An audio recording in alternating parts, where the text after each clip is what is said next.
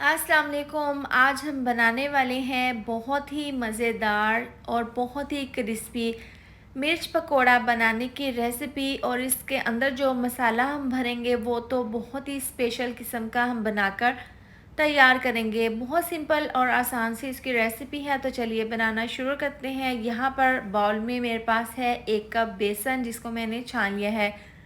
सबसे पहले हम इसके अंदर आधी चम्मच डाल देंगे नमक। हम सबसे पहले मिर्च पकोड़ा के लिए हम बेसन तैयार कर लेंगे।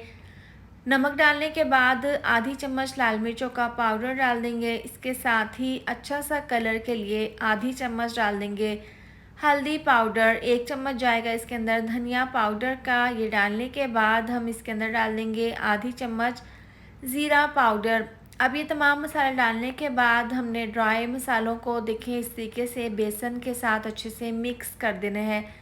हल्के हाथों से इस तरीके से मिक्स कर देंगे। अब इसके अंदर हम पानी डाल देंगे। 1 गिलास मेरे पास यहाँ पर पानी है। पहले आधा गिलास पानी डाल देंगे इसके अंदर और देखें इस तरीके से हम इसको मिक्स कर लेंगे। अभी इस तरह से देखें तमाम बैटर को हमने यहाँ पर मिक्स कर लिया है। अभी ये थोड़ा सा गाढ़ा है, बहुत ज़्यादा गाढ़ा है, तो बाकी का जो आधा गिलास पानी था वो भी डाल देंगे और इसको मिक्स कर लेंगे। आपने इसको पतला नहीं रखना, गाढ़ा सा मिर्च पकोड़ा के लिए ये बेसन का मिक्सचर तैयार कर लेना है। तो आप देख सकते हैं, देखें हमने पानी डालकर इसको अच्छे से मिक्स कर लिया है। इस तरह से आपका ये बैटर थिक होना चाहिए। तो अब इसको हम रख देंगे एक साइड पर रेस्ट के लिए। अब यहाँ पर मेरे पास है मिर्चें। ये तीखी वाली मिर्चें नहीं है। सबसे पहले देखिए हमने इसको अच्छे से वॉश कर लिया था। अब हमने क्या करना है, छुरी से इस तरीके से हमने एक साइड से इसके अंदर कट लगा लेना है। अब इसके अंदर बीज वगैरह होते हैं, अगर आपको बीज पसंद नहीं है तो आप निकाल सकते हैं, वरना तो आप ऐसे ही मिर्च पकोड़ा बनाकर तैयार कर लें, लेकिन मैं इसके अंदर से बीज नहीं निकालूंगी। अब इसके अंदर हम डाल देंगे तकरीबन 8 अदद लहसुन के बड़े वाले जवे और इस तरीके से देखिए हमने इसको पीस लेना है। बिल्कुल हमने इसका पेस्ट नहीं बनाना, मोटा मोटा सा हमने लहसुन को इस तरीके से पीस लेना है। मिर्च पकोड़ा के लिए हम घर की चीज़ों से ही ये मसाला तैयार करेंगे, जो कि बहुत ही चटपटा मज़ेदार सा बनकर तैयार होगा। देखिए लहसुन को कूट लेने के बाद 4 चम्मच डाल देंगे इसके अंदर धनिया पाउडर, 1 चम्मच चाट मसाला, आधी चम्मच डाल देंगे नमक। अब इस तरीके से देखें लहसुन के साथ हमने इन मसालों को अच्छे से मिक्स कर लेना है। अब इसको चटपटा मज़ेदार बनाने के लिए यहाँ पर मेरे पास है 4 चम्मच इमली का पल्प।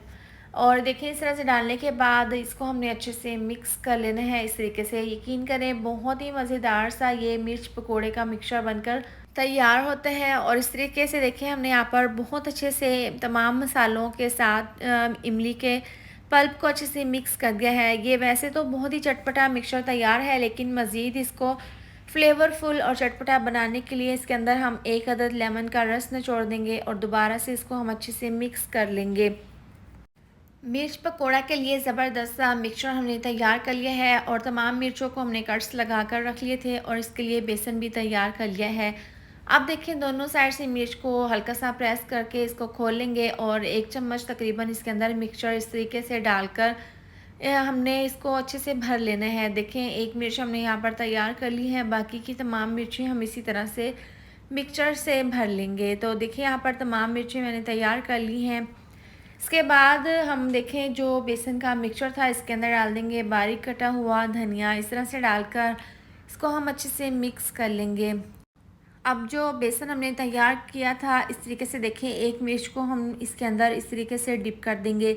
अच्छे से हमने इस बेसन को लगा देना है। देखें आपने इस तरीके से गाढ़ा सा बेसन तैयार कर लेना है, अगर पतला होगा तो मिर्च के ऊपर से ये बेसन उतर जाएगा। अब देखिए पैन में हमने ऑयल को गर्म कर लिया था और इस तरीके से 4 से 5 मिर्चें इसके अंदर डाल देंगे इस तरीके से बेसन लगाकर। और देखिए आपने बिल्कुल स्लो आंच पर इनको फ्राई कर लेना है। अगर आप तेज़ आंच पर फ्राई करेंगे तो बेसन भी कच्चा रह जाएगा और अंदर से मिर्चें भी पकेंगी नहीं।